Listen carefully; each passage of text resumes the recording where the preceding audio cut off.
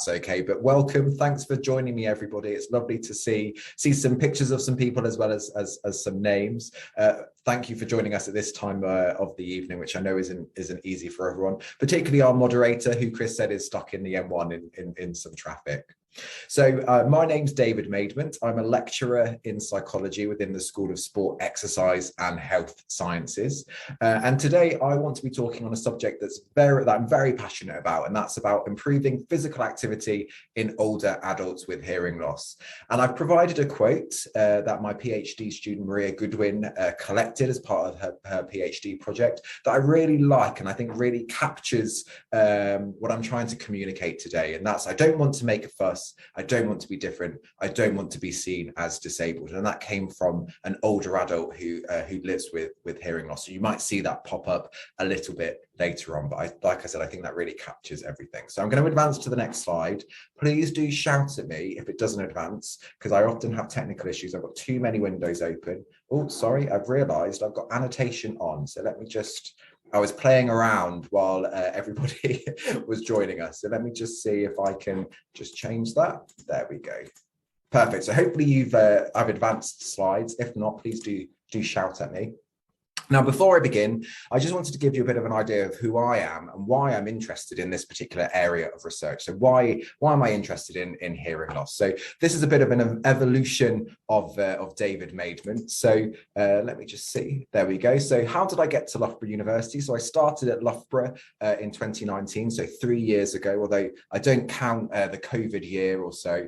So I've been here technically 2 years. But prior to that, I studied psychology, applied psychology at Cardiff University, and I undertook a professional placement at UCL as part of that, working in Great Ormond Street Hospital in a diagnosis clinic for autism. I then completed my master's and PhD in cognitive psychology, also at Cardiff University, and they were funded by the Economic and Social Research Council, or the ESRC. And immediately after my PhD, I went on to work in 2 postdoctoral positions, which were related to hearing research. And that's kind of where I got started in this journey. So my first postdoc in 2012 was at the Medical Research Council's Institute of Hearing Research, where I was doing kind of fundamental basic research looking at auditory learning, auditory training and development. And then I moved on to do more behavioural medicine at the National Institute for Health Research, Nottingham Biomedical Research Centre, looking at how we can get older adults to engage with hearing intervention. And that was a part of a fellowship at the University of Nottingham. And then a few years later, here I am at Loughborough, forging the way in terms of looking at digital interventions to improve physical activity in older adults with hearing loss and other physical disabilities. Now, if that didn't keep me busy enough, I also have I'm also a member of the British Academy of Audiology, as well as the British Society of Audiology, and I've helped to organise their annual conferences for many years now. So I've been a member of those organisations for over 5 years. And if that didn't keep me busy enough, I have 3 children. Here they are: Jude, Jared, Jesse, and Eden. And just to make me realise how old I am and how long I've been doing this research, here they are all now. So my eldest now is 14 years old, the uglier one at the top there. So that just gives you a bit of a flavour for who I am. And I think it's often good to do that so you know who it is that's talking to you. So moving on then, I do want to highlight that there's lots of opportunity for you to engage in today's session. So don't think just because you're sat there watching me present that you don't have to do anything. That's not the case. So if you've got the capability on a smartphone or a tablet computer, if you're not joining us on that device, then please do have a go at some of these interactivities. So I use something called Vivox, and you can join Vivox by scanning that QR code on the screen now, or you can type in vivox.app into your web browser, or you can search for the app online. And in order to join the meeting, so if you join via the app or join via the web browser, you just have to enter that ID, which is 196684851. If you scan the QR code, it will take you directly to the meeting ID, so you don't need to do that. And I can see already 2 people have joined us, so that's great. I'll give everyone a few more moments if you want to give that a go. I might join it myself. It's 3 people. That's excellent. I know we haven't got huge numbers this evening with us, but I'll just give you all an opportunity to give that a go, because I'm going to ask you a few questions in just a moment. So I'm going to move on from that now, but don't panic if you haven't got that meeting ID, because it will pop up again on the slides as we speak. So 5 people now, but I think that includes me. So what I want to do is I want to start a poll and just get a bit of a flavour for who I've got in the audience. So I want you to think of some words that come instantly to mind when you think about hearing loss. So when someone says hearing loss to you, what do you think about? So I'm going to open that poll. It can be one word, it could be multiple words. It's entirely up to you. You just press enter after each one, and I'm hoping this will work. So you've got 45 seconds to do that. So I'm just going to give that a go. Now, I don't know if you can hear the countdown playing. I don't think I shared my audio with you, so don't worry, but I can hear the countdown clock. I can see lots of words coming in on my screen. Excellent. Thanks, everybody.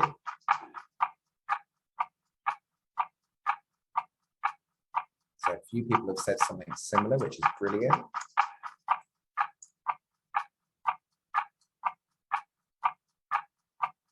So we've got about 15 seconds left to go. Difficulty. Difficulty, I'll add that. I can pop that in for you. I've got it in here, so let me pop that in. That difficulty with hearing loss or difficulty joining the V-Box, John? Both. I popped that in for you because I'm logged in as well. So let me just see. I think here we go. Somebody said, can I repeat that? So I'm sorry, but there'll be another opportunity for you to give that a go in due course. But we've got difficulty, frustration, loneliness, distress, communication problems. But one of the big things that came out, and I can see 3 people said this, and that's why it's bigger than all of the rest of those words, is isolation. And certainly I would agree with that. And I'm going to be talking about how some of the downstreams that occur as a consequence of hearing loss, which includes social isolation, can actually lead to other chronic health conditions, which is something that we're interested in terms of reducing with physical activity. So that's brilliant. Thanks everyone for doing that. So I think I have, hold on, let me move on. There we go. So we've got another poll a bit later, but the instructions will be highlighted again. But this talk really today is part, well, the reason I was invited to talk about this today is because if you weren't aware already, it's Deaf Awareness Week, which started on the 2nd of May and runs all the way to the 8th of May. And coincidentally, not that I'm trying to get anybody to say happy birthday, my birthday also falls within Deaf Awareness Week, which actually is a great coincidence. So that's on Saturday. Now, the UK Council on Deafness are the advocates of this Awareness Week, and this year's topic is inclusion deafness, and it couldn't actually be a better topic for me because my research is all about improving inclusivity and accessibility, whether it be to hearing healthcare or other things that are going to improve people's quality of life that live with a hearing loss. And I quite like the strapline of the Awareness Week this year, because deafness is not a visible condition. Deaf and hard of hearing individuals can feel misunderstood, unseen, invisible, and isolated, which is what many of you reported in that word cloud. Now, the reason this is an important subject, and the UK Council on Deafness are highlighting this, is they want to highlight that the impact on hearing loss on everyday life, and to increase the visibility and inclusion of people that live with hearing loss and people that are deaf. They also want to emphasise the importance of mental health in deaf. Also empathizing with underrepresented groups among the deaf, such as migrants, Black, minority, ethnic, and women, and also to raise pertinent issues of deafness that are being overlooked in education, health settings, and in the workplace. Now, that leads me quite on and very nicely to the World Health Organization's World Report on Hearing, which was recently published only last year. And I've provided a link there, but please feel free to email me if you have difficulty finding that report. It's very digestible. Even I could understand it, so I'm sure you'll have no problems, but it's really good. And there's some real key take-home messages that echo what the UK Council for Deafness is trying to achieve. And these are two of the quotes that really popped out to me as I was reading that report, in terms of hearing loss being referred to as an invisible disability. So people often don't appreciate the consequences of hearing loss. And it's not just because there's a lack of visible symptoms, but also because it's stigmatized, and you'll see that comes up as a theme quite a lot in my research, and is often ignored by policymakers, healthcare professionals, as well as others. And I just bolded that because I'm very passionate about the fact that this disability, this difficulty, is often ignored and not given the priority that it should. Now, not that I wish to dwell on COVID-19, but really the COVID-19 pandemic has really shown us the importance of hearing, particularly given that many have maintained or struggled to maintain social contact with their friends, their family, and really it's highlighted how hearing is so important to remain connected with everybody. And as I'm sure if you're online and you experience a hearing loss, you may have difficulty even hearing me today. So that's a good reminder that closed captioning is available. I'm trying my best as well to stay front on so you can read my lips if necessary. But really what this has shown is that we've moved to this kind of digital platform of communication, which may not always be ideal for individuals that are hard of hearing or otherwise. So I just wanted to highlight those points. Now, something that was highlighted in that report was the cost. How many people in the world experience hearing loss? So what I want to do is I want to ask you whether you know how many people will experience some decline in their hearing during their lifetime. So again, we're going to do a VVox poll here. So to join that poll, just press or type in vvox.app, shown on the screen there, into your web browser. So press that vvox.app into the web browser, and then you just type in that meeting ID, which is 196-684-851. So any web browser should work, vvox.app, just that simply, and then that meeting ID. So I'm going to open that poll. You'll have 10 seconds to answer. So globally, how many people will experience some decline in their hearing in their life? Is it 1.5 million? So we're talking the world. Is it 15 million, 150 million, or 1.5 billion? So I'm going to open that now to see if we can get any responses. I'm going to answer the correct answer and see if anyone else can get there. So we've got 7 already. Well done, everybody. So let's have a look, see if we've got the right answer. Oh, excellent. I thought this was going to catch everybody out, but obviously you're all very knowledgeable. It is in fact 1.5 billion people. So 1.5 billion people globally will experience some hearing loss in their lifetime. And this is expected to increase to 2.5 billion by the year 2050 due to that aging population worldwide.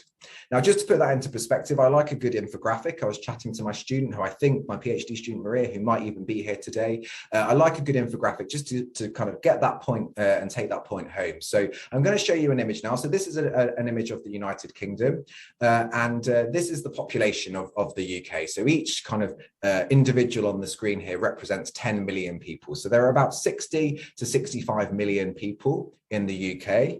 Now, if we look at how many people globally have hearing loss, this is what it looks like. So this is that 1.5 billion. So we can see that actually it's huge. Now, if you're interested in the UK, around 15 million people experience some level of hearing loss. So we can see here that it is very highly prevalent and therefore does deserve our attention. Okay, moving on then. So I want to look at the cost of hearing loss to the global economy. So what do you think it costs? So I've got another poll for you. So do you think hearing loss costs the global economy $1 million, $100 million, $1 billion, or $1 trillion? So I'm going to open that poll again. Sorry, it's in US dollars. That's what the report reported it in. I couldn't put it into pound sterling. So I've opened that for you. Please respond. I can already see somebody's answered, very quick off the mark. Well done. Excellent. Sorry, I saw 2 people didn't quite get there with the answer, but not a problem. I can see here, you're all very knowledgeable. It is in fact $1 trillion.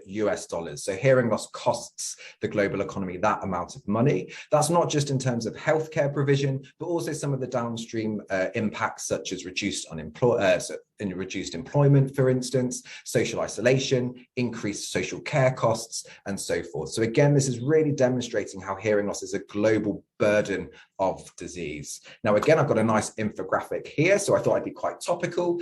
So if you've been keeping up with the news, we know that Elon Musk recently purchased or took over from Twitter to the price of $44 billion. So in terms of the global cost, then that's 22 Twitters. So that's how much it would cost Elon Musk to fix the issue in terms of the price of hearing loss to the global economy. So he'd have to buy Twitter 22 times, which actually doesn't sound a lot, but considering he paid 44 billion, I think that's acceptable. So that just gives you some idea of what we're dealing with here. Now, what I want to do is I want to spend the rest of the presentation busting some myths, so being a bit of a myth buster. Now, you might be questioning why I have a dabbing unicorn there, but I just thought it was quite an amusing image that made me chuckle, and I hope it does for you also. It doesn't cause too much distraction. But I've got 3 key myths that I'm going to bust, and I'm going to present you evidence for each of these and why I don't think they're the case. And actually, these are things that I've been told or people have said to me in the past, whether they be friends, family, or even grant reviewers. So, for instance, the first one that I'm going to bust is that hearing loss is part of natural aging and doesn't matter. And as you can see here, it affects a lot of people. It costs the global economy quite a lot. So already you might be convinced of that, but I'm going to provide you some more evidence why that needs to be busted. My second myth to bust is that hearing loss can be easily fixed by hearing aids. And I'm sure if we've got any hearing aid users in the audience, you'll agree that yes, it can help with hearing loss, but it isn't a panacea. It's not a cure-all. It can't fix everything. And my last myth to bust is that digital technologies aren't suitable for older adults at all. So let's focus then on that first myth. Hearing loss is part of the natural aging and doesn't matter.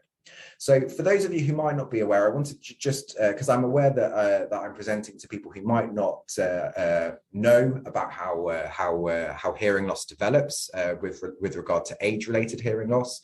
So you might see that related referred to as presbyacusis. So that's just a more technical term for age-related hearing loss. And what we find here is that actually age-related hearing loss is the most prevalent type of hearing loss that it exists. And hearing loss, as you may already be aware, increases dramatically with age or exponentially with age. So what we see here, if we look at prevalence figures, hearing loss doubles every decade of life from the age of 20 all the way up to 70. And then it grows even higher, even more steeply from 70 years or older. And what we found is that 65% of people over the age of 60 experience some level of hearing loss.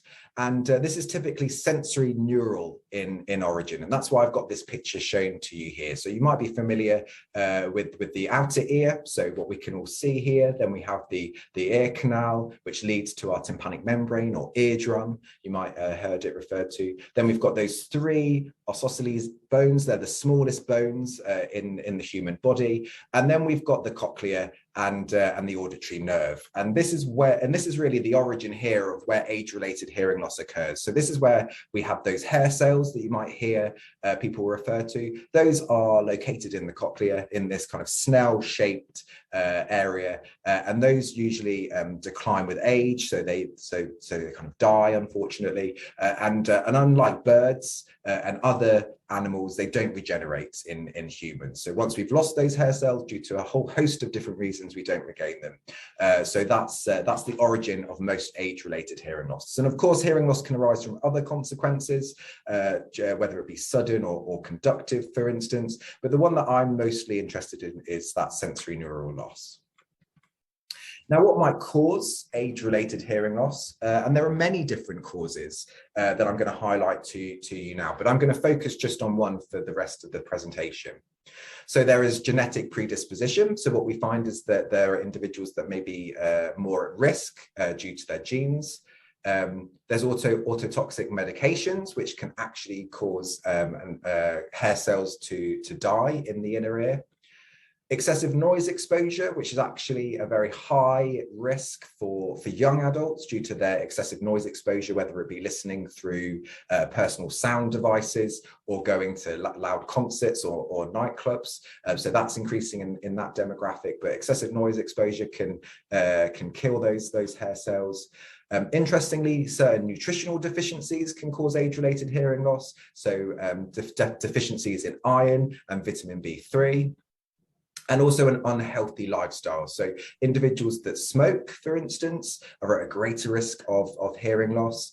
Individuals that are physically inactive are at a greater risk of hearing loss, and so forth. And this is the one that I'm mainly interested in here, that I'm going to be focusing on in terms of the rest of the presentation. So unhealthy lifestyle, and how that can be a modifiable factor that can reduce the risk of developing hearing loss.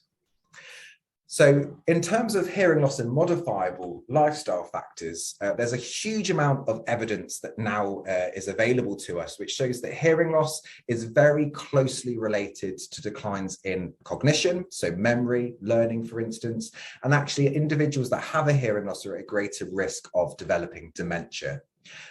Now, why does this exist? There are lots of different theories, lots of different explanations as to why this can occur, but it's likely that in addition to this independent relationship, this independent association, there are some other factors that can account for this association. And these include psychosocial risk. So as many of you highlighted earlier on, hearing loss leads to social isolation, social withdrawal. And we know that social isolation is also a risk factor for dementia. So another psychosocial risk factors such as depression and loneliness, for instance. So there may be some mediation or moderation with that. Now, in addition, I mentioned unhealthy lifestyle. So we know that cardiovascular disease risk is a risk factor for hearing loss and also dementia. So individuals that have high cholesterol, central obesity, diabetes, hypertension, and those that are more sedentary or inactive are at greater risk of hearing loss and dementia as well. So we can see here that there's a relatively complex picture, and we're interested to know how all of these different factors, modifiable lifestyle factors, might all interact and cause some of these relationships. So what I want to focus on now is physical activity. So I want to ask you, how physically inactive do you think older adults with hearing loss are compared to those that don't have a hearing loss? Are they 10% less active, 20%, 40%, or 80%? So again, I'd like you to join that VVox poll again. I'm going to open that for you. How inactive are older adults with hearing loss?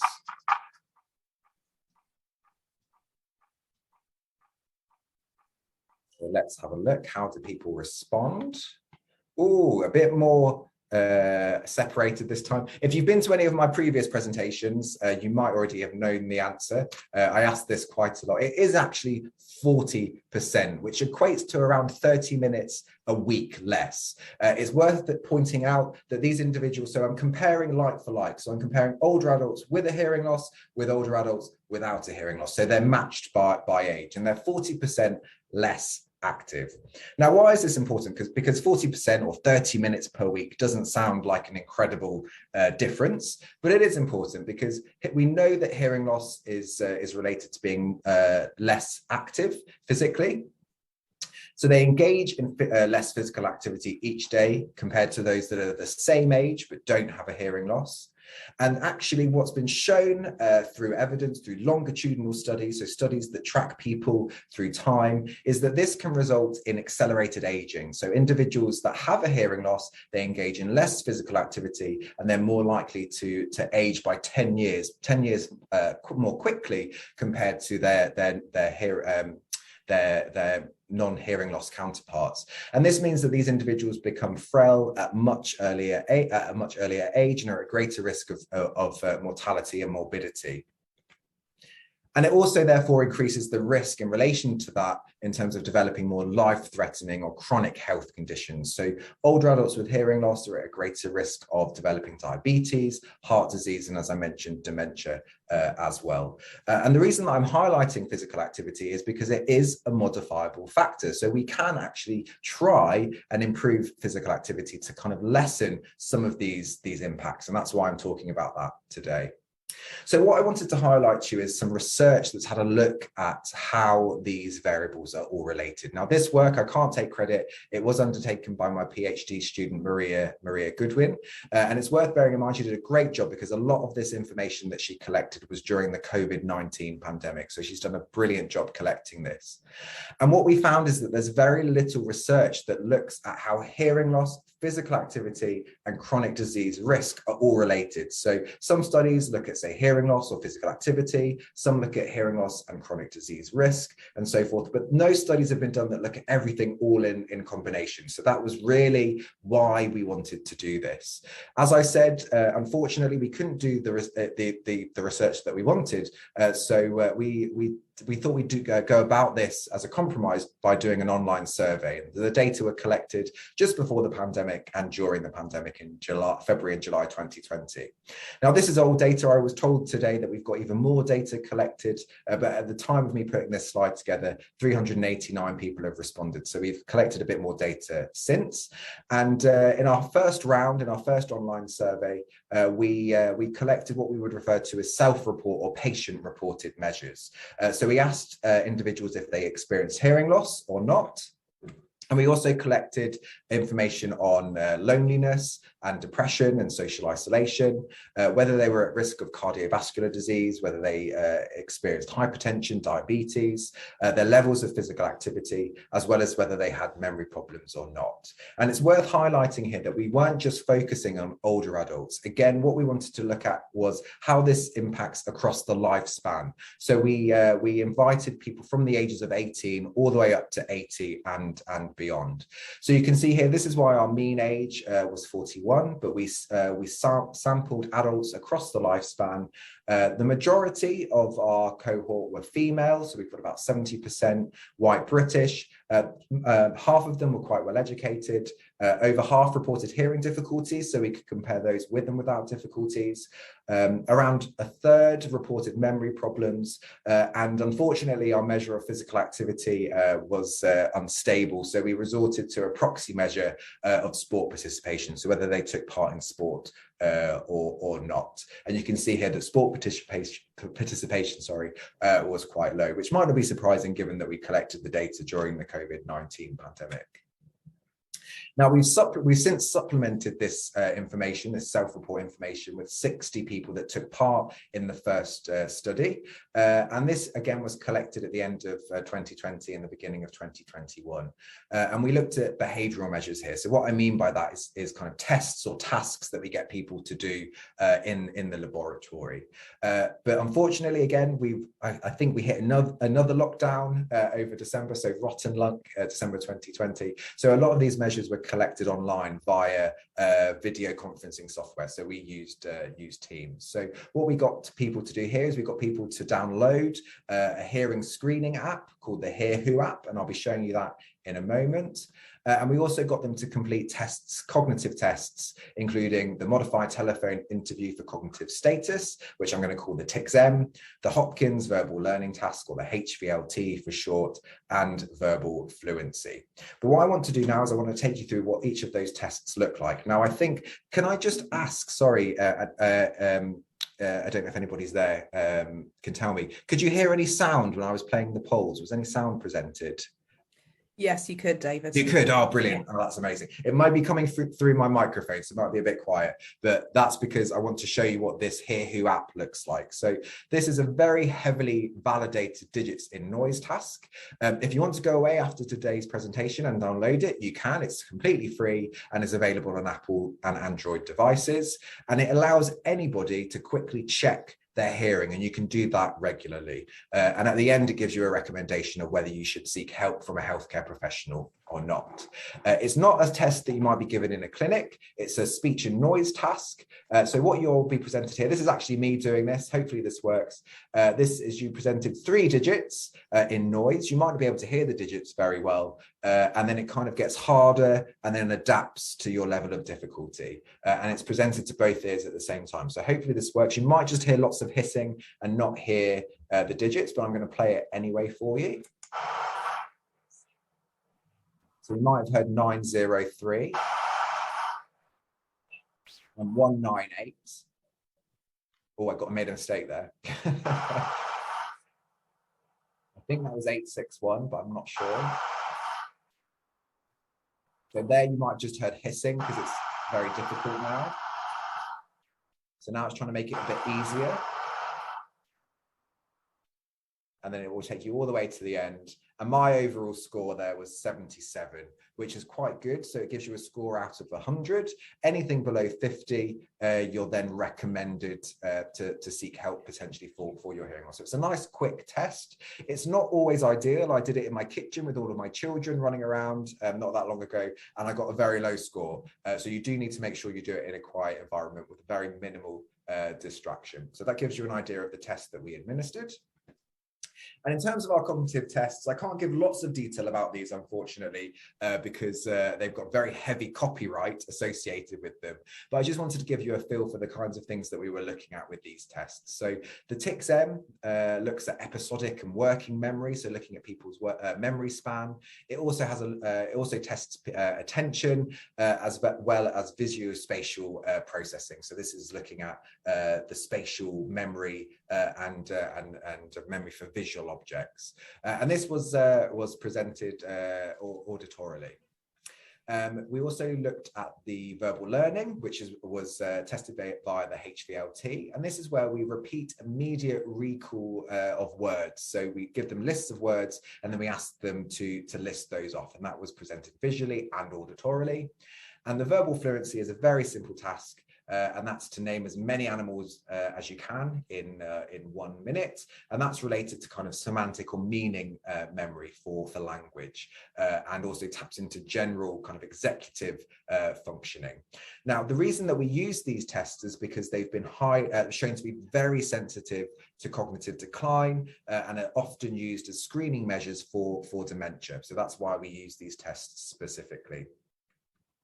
So what did we find when we kind of join all of that information together? So we look at how people report as well as how they perform on these different tasks. And what we found very importantly is that individuals that reported having a hearing difficulty were more likely to be older, they had a higher level of occupation, and they had a higher educational status. They also reported being a current smoker and were less physically active, so they had an unhealthy lifestyle. And they were more likely to report dizziness, which isn't unsurprising, given that adults with hearing loss, particularly older adults with hearing loss, are at a higher risk of falls and poorer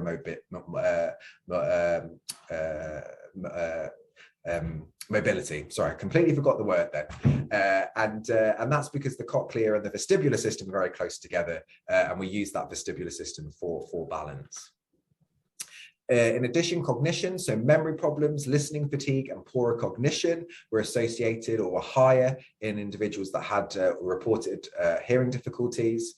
They also reported greater loneliness, social isolation, and lower resilience. And also, they were more likely to report having experienced a stroke, had higher BMI, body mass index, which is a measure of central obesity, higher blood pressure, and cholesterol as well. So we can see here that actually those with hearing difficulties had lots of these kind of had much poorer kind of outcomes in comparison to those that had no difficulty in our sample. Interestingly, we also found that the age of our participants had an impact on how these variables were associated. So what my student found, Maria found, is that hearing difficulty was associated with the likelihood of reporting memory problems irrespective of age. So if you had a hearing difficulty, you were more likely to report that you experienced memory problems whether you were younger, and we did a split here of 40 or younger, or 40 or above. So irrespective of age, that association between hearing difficulties and memory problems was still there. And what this suggests is that hearing loss interventions, particularly those that aim to improve cognition or mental processes, may be necessary at any age. So not just older adults, but our younger cohort or our younger group as well. Now, importantly, which was interesting to me, is that greater hearing and memory difficulties were associated with lower physical activity, but only in our older age group. So we didn't find this association in younger younger adults. And what we interpret this to suggest is that what's really important is that we promote physical activity in older adults with hearing difficulties, and this may help to reduce chronic disease risk. So this basically has helped us to identify where and when key interventions might be important. So that's my first myth busted, hopefully. So hopefully in that first section, I've been able to demonstrate to you that actually hearing loss isn't just part of natural aging, and it doesn't matter, that actually irrespective of age, there are different points in the life course where we must intervene in order to improve the quality of life and health of individuals that experience some degree of hearing loss. So I'm going to put crosses all through that. So hopefully I've convinced you that that's a myth that we should reject. Moving on then to our second myth, hearing loss can be easily fixed with hearing aids. So what I want to ask, and some of you in the audience may already have a hearing aid, which is great. If you had a hearing loss, I wouldn't speculate if you don't have a hearing loss. If you had a hearing loss, would you wear a hearing aid? I'm sorry, my template has changed slightly, so you might not be able to see the code again. I'll read it out. So if you want to join this poll, 196684851 is to join the poll. If you had a hearing loss but you wouldn't use hearing aids, I want you to select 1. If you're undecided, 3 stars. But if you're absolutely certain you would use hearing aids, 5 stars. So let me just open that poll now for you to respond. Ooh, I can see the results coming in already. I'm going to close that because I can see everybody's responded. I won't leave you waiting. So we've got a real mix here, which is really interesting. So our average is somewhere high end. So the majority of you, about 71% who responded would be absolutely yes, I would.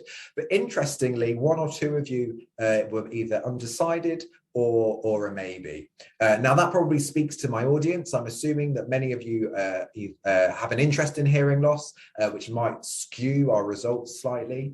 But what I want to highlight is that actually hearing aid use in older adults specifically is very poor. So adoption rates are very low. So what we typically tend to find consistently is that around 60% of older adults, so the majority of older adults who would actually benefit from using a hearing aid, won't actually use them. Now, there are lots of different reasons why that's the case, and I'm listing just a few for you. It's very complicated, but often people don't believe that they have a difficulty, or they assume that they don't have enough of a hearing loss to warrant getting hearing aids. Some individuals lack sufficient support from family and friends, so they're either not encouraged or they're not given support to access services. As was mentioned earlier, hearing loss and hearing aid related stigma is still a real issue. So people often associate hearing loss with frailty, with getting old, and are very reluctant, therefore, to access hearing healthcare. And what I found is that actually individuals who experience or live with other chronic health conditions, such as hypertension or diabetes, are also less likely to access hearing healthcare. Now, that might be, I speculated, but because they experience another condition that they have to manage, and then obviously adding another health condition, that being hearing loss, might just be too much for them. But actually, these individuals are also less likely to access hearing healthcare. Now, critically for me, because lots of people say to me, well, if you want to improve lifestyle, you want to get these individuals active, why not just give them a hearing aid? And actually, there's very strong evidence showing that just by using a hearing aid doesn't mean that individual is going to improve their levels of physical activity. Now, this has been shown by evidence, kind of cross-sectional evidence or survey-based evidence. And what I'm going to present to you now is a semi-structured interview study, again, that my PhD student completed to really understand why this might be the case. Now, this interview, so we interviewed, or I should say Maria interviewed 10 people, and we really wanted to understand what were the barriers and the facilitators, so what encouraged people to be physically active, and we interviewed older adults with hearing loss. And this research was underpinned by a model of behaviour change, the COM-B model. And simply put, this model specifies that for us to do a specific target behaviour, so in this example, it's to be physically active, individuals need 3 things: capability, opportunity, and motivation. So that's the COM. So what does that mean? So capability is having knowledge and skills. So that's psychological and physical ability to actually do the behavior. They need the environmental resources. They need social support to do that. So that's opportunities, that's physical and social environment to enable the behavior. And there's a whole host of motivational factors that are referred to in this model as reflective and automatic. So these are things like habit formation and beliefs about consequences, beliefs about capabilities that can either activate or inhibit the behavior here. So we're looking at this as what will improve or what will facilitate people to be more physically active specifically. And this is what we use as a framework to help us with coding our data. So what I'm going to do is I'm going to show you some of the key findings that I wanted to highlight. And really most of those barriers and facilitators were in relation to psychological capability and physical and social opportunities. I'm going to give you some examples here. So something that arose was cognitive fatigue, which wasn't surprising. So this is one participant here who was discussing playing badminton. They said you've got people shouting from all over the place and it's tiring trying to separate all the noise sources. I find it very mentally draining. So what this is basically showing is that because of those communication difficulties, and particularly in environments where sport and physical activity takes place, such as leisure centres in large sport halls that are very echoey, very reverberant, this can actually cause quite a lot of cognitive demand, mental capacity demand on individuals, and that might make them less likely to engage in physical activity. Some other interesting themes were perceived stigma. Now, I have to admit, this comes out of all of my research. So this was one individual saying, I might go as far as saying, it's stigma, you know, you're kind of going deaf, not stupid. So again, hearing loss, hearing aid related stigma, there's this association with aging, but also the fact that disability has these negative connotations in terms of people assuming that people might not have full capacity. And alienation came about as well, which I think speaks to isolation and loneliness that we've touched upon repeatedly here. I don't want to appear different. I don't want to be seen as being disabled, I suppose. And again, that quote you might recognize from the start of my presentation. So that was interesting. But going back to hearing aids, we found some hearing aid related or hearing aid specific barriers. Speaking to the fact that hearing aids aren't a panacea, they don't fix people's levels of physical activity. And this was an interesting finding to us. And this is because people are often concerned about cleanliness with their hearing aids. So they're worried about sweating, for instance. Also, hearing aids aren't waterproof. So if you do sweat, that will reduce their efficiency. And they're also worried because they are an expense, if you buy them independently, or sometimes to replace them, you have to pay in the NHS, depending on the service. They don't want to lose them. So here one participant said that you've got to watch out if you're getting hot and sweaty, it's the cleanliness of the hearing aid is a concern, making sure you don't get ear infections and all of that. So I think that's really an interesting point, that actually just by giving somebody a hearing aid isn't going to just make them more physically active because of the concerns that I've highlighted.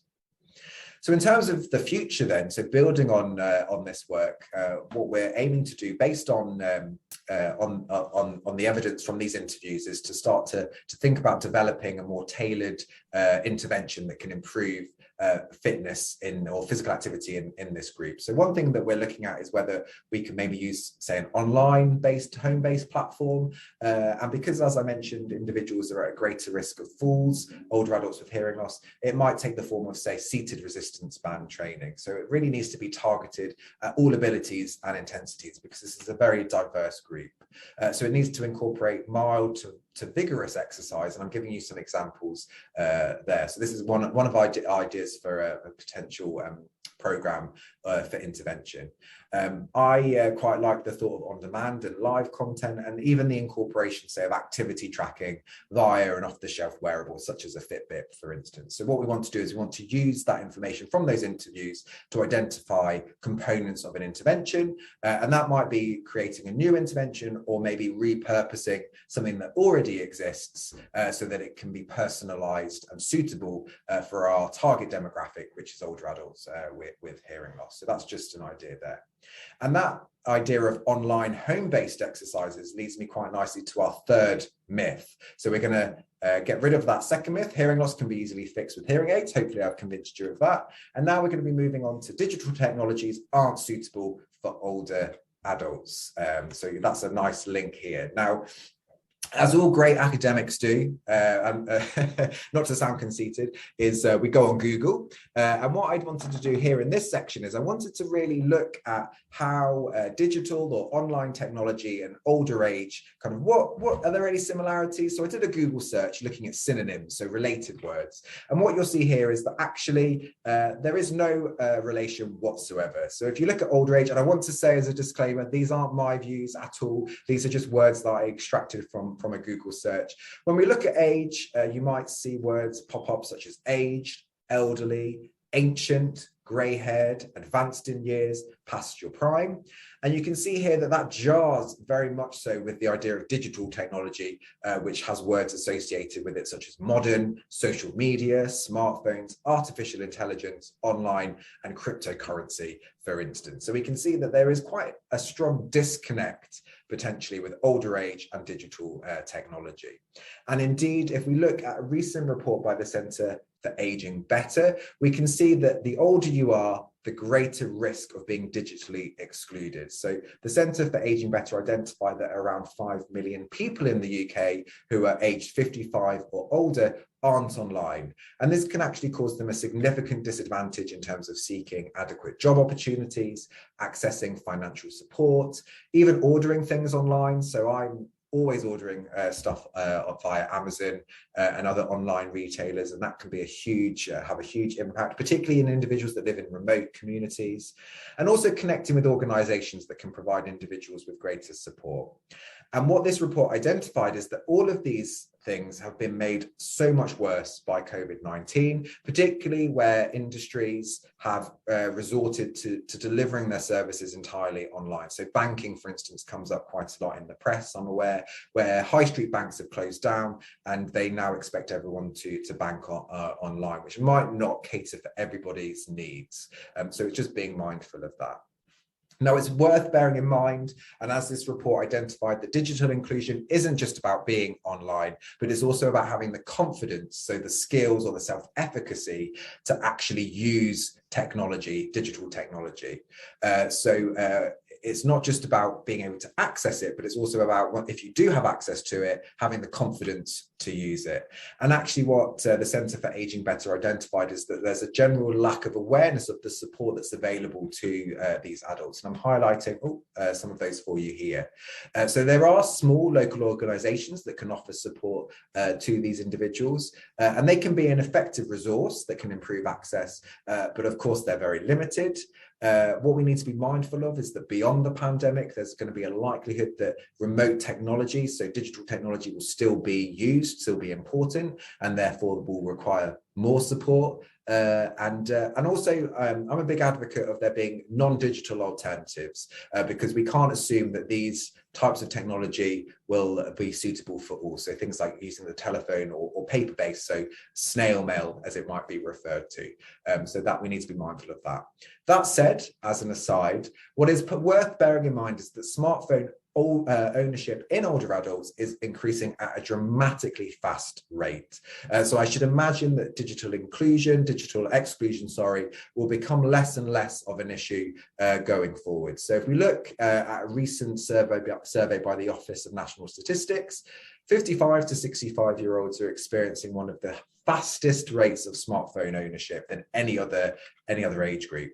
So if we look back 10 years ago to 2012, around 19% of this age group owned a smartphone. And then this has increased by 2019 to 73%. So almost 3/4 in 2019 owned a smartphone and were accessing the internet via that smartphone device. So as I can say, this really suggests that harnessing smartphone technologies in older adults is a real opportunity. The time is now right for us to be able to harness that. Now, something that I'm interested in is mobile technologies as a solution to accessing hearing healthcare, which we can refer to as mHealth. So this is health services that are supported by mobile devices such as smartphones, tablet computers, laptops, for instance. And what's great about these devices is that they can enable greater personalization or patient-centered care, and they can also be very interactive as well. So there's almost this gamification element as well. And as I mentioned, smartphones are becoming more and more ubiquitous, so they're almost everywhere now. So the opportunities for us to use these types of technology to deliver healthcare are increasing year on year. So there's a sharp increase. So what I want to do is spend the last few minutes just highlighting a piece of evidence that I did when I worked in Nottingham, looking at smartphone connected hearing aids. So these are even available now within the NHS. And with smartphone connected hearing aids, there are lots of different functions that are available to the user. So in addition to user adjustment, so this is where individuals can adjust their sound settings. So they might go to the clinic, their hearing aid will be programmed to their prescribed hearing loss. They can actually go away and make some tweaks, make some personalization to their hearing functions, hearing programs in any environment. Interestingly, there's been a huge push for added extras. So language translation is now available on some devices.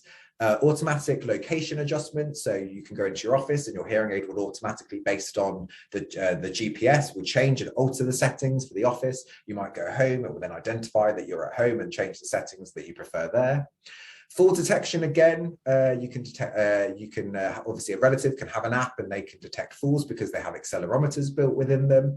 Audio streaming, so they can stream telephone calls, music, TV on their smartphone directly to their hearing aid, and it will be amplified as a consequence. Finding the device, again, because of that GPS functionality, it can be used as a remote mic rather than having an extra system that's required. So the microphone can be used from your smartphone and that will stream directly to the hearing aid.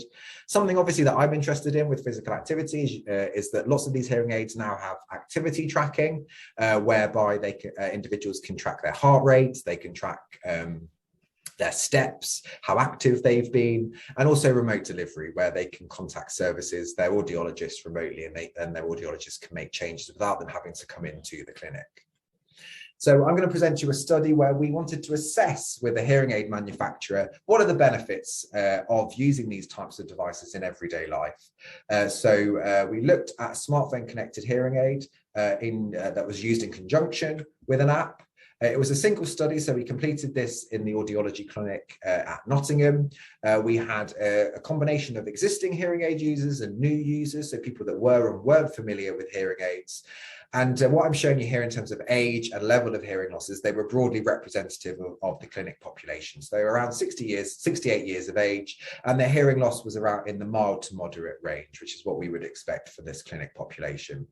Interestingly, they all had to own an Apple iPhone with an operating system 5 or greater at that time. So this study was done a few years ago now, which we thought would be a huge barrier for people taking part. But what I found, quite embarrassingly, is a lot of the people taking part in this study had better quality smartphones than even I did, which just goes to show how it's becoming potentially less of a barrier. It was a mixed methods design. So we collected information at baseline. So at the start of the study, we then had them come back to fine tune the device and collected some more measures. They then went away and used the device in the real world at home for 6 weeks. They came back and completed some more outcomes. And then we did some focus groups looking at the barriers and facilitators to using the app and the smartphone hearing aid. Now, what I'm going to do is I'm just going to present to you the qualitative focus group data rather than the outcome data.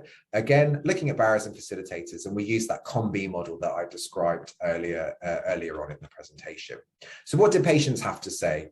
So if we look at capability, lots of individuals said that initially they had very limited knowledge about smartphone connected hearing aids. They really struggled. They weren't sure how to use them. But over time, the more they got used to them, this reduced. There was a burden, so it wasn't all positive, associated with having to adjust the hearing aids themselves. And they suggested that people have to have a high level of smartphone literacy to use the devices successfully. What they did also report is that these smartphone hearing aids, because they're ubiquitous, it reduces hearing aid related stigma. It improved their participation, so they were more likely to take part in social gatherings, going to restaurants, going to the pub, for example. They said that it was a huge benefit, particularly in group conversation, which is one of the key areas and one of the key reasons why people often give up using their hearing aids, because they find no benefit when talking in a group. And they also reported that that using a hearing aid, a smartphone connected hearing aid with an app, was more linked to societal norms, because again, smartphones are kind of everywhere, ubiquitous. So it didn't seem so it almost was about almost like street cred. They quite liked that. Again, we found this element of empowerment, which led to increased use and participation. But participants also reported that they kind of did feel that it might be better suited to a younger demographic who are much more familiar with using smartphones and are often seen using them all the time. But this is a great quote that I like, and I think really sums up the study really well, where somebody reported, "I think it's great to be able to control these things. It's nice to feel you're in control." And I think that's really the value of these types of devices, is that they give people independence and autonomy. So in terms of the inclusivity of mHealth, then, just a few concluding remarks for this aspect of the presentation. What I want to suggest here is that making mobile health platforms available will improve accessibility, particularly to healthcare or hearing healthcare. It can provide people with greater support and reassurance and improve their confidence to self-manage their health. And it can also enable greater personalization and interactivity, and this leads to a much better patient-centered approach, which we know results in improved outcomes in individuals. So finally then, that's my third myth I hope I've busted. The digital technologies aren't suitable for older adults. But like I said at the start, I do acknowledge that at the moment they might not be suitable for everybody. But just to assume that they're suitable for no older adults certainly isn't the case. So I wanted to end on some take-home messages. You'll be relieved to hear I'm nearly done. So as I've said throughout the presentation, hearing loss is important because it's associated with chronic disease risk in older adults. And if we can improve the health of older adults, we can potentially mitigate the risk of developing hearing loss and other chronic health conditions. Hearing aid use is low and could be better, and importantly, isn't a panacea. It's not a cure-all to improve physical activity or even the communication difficulties that these individuals experience. So it's a misconception or misperception to believe that hearing aids are the cure. And also, smartphone or digital technologies are empowering for older adults and could help them to manage not only their hearing health, but also their general health. So it's an all-round winner. So those are my key take-home messages that I would like to end on. So I want to thank you all for your attention today. A huge thank you to Maria Goodwin, who I think is on the call at the moment, for collecting much of the data that I presented on. And I should also give an acknowledgement to one of my children, Jared, who provided many of the images in today's presentation and stipulated that in order for me to do this, I had to put a copyright on every single one. So thank you all for your attention. And I think I have been exactly an hour, but we might have some time for a few questions. Is that right, Alison? It is. Thank you very much, David, and apologies to everybody for my late attendance. Questions can go into the chat if you would, then you should be able to see those, David, in order to pick them up. Or you can raise your hand and we'll get through to, I think we've run over slightly, but I'm sure that we'll have a few minutes to ask a few questions. We have had one through. I'm not sure if you can see it, David. It does say, where does tolerance of others fit in model? Have 4 people with hearing loss and heavily reliant on acceptance and adaptation of co-workers' behaviour for them to join group? Oh, could you say that again, Alison? Yes. There's a lot in there to unpack, I think. There is, isn't there? Yeah. So where does tolerance of others fit into the model? Oh, I guess this is the model that I spoke about, the COM-B model. Yeah, so I would say that's right. Yeah, yes. I'd say that's probably with opportunity, because that's talking about kind of social support and things like that. So I guess if you've got people that aren't being very tolerant, then that would obviously be a huge barrier to the behaviour that you're trying to tackle. Certainly. I'm just trying to piece it together as you say it, Alison. Sorry to interrupt. That's absolutely fine. I think Marie's also responded saying social opportunity. Oh, exactly. Brilliant. Thanks, Maria. Yeah, I know I could trust you to help me out. Yeah. She's the person. Yeah. It's been a fantastic talk and we're very pleased to have you this evening. Thank you.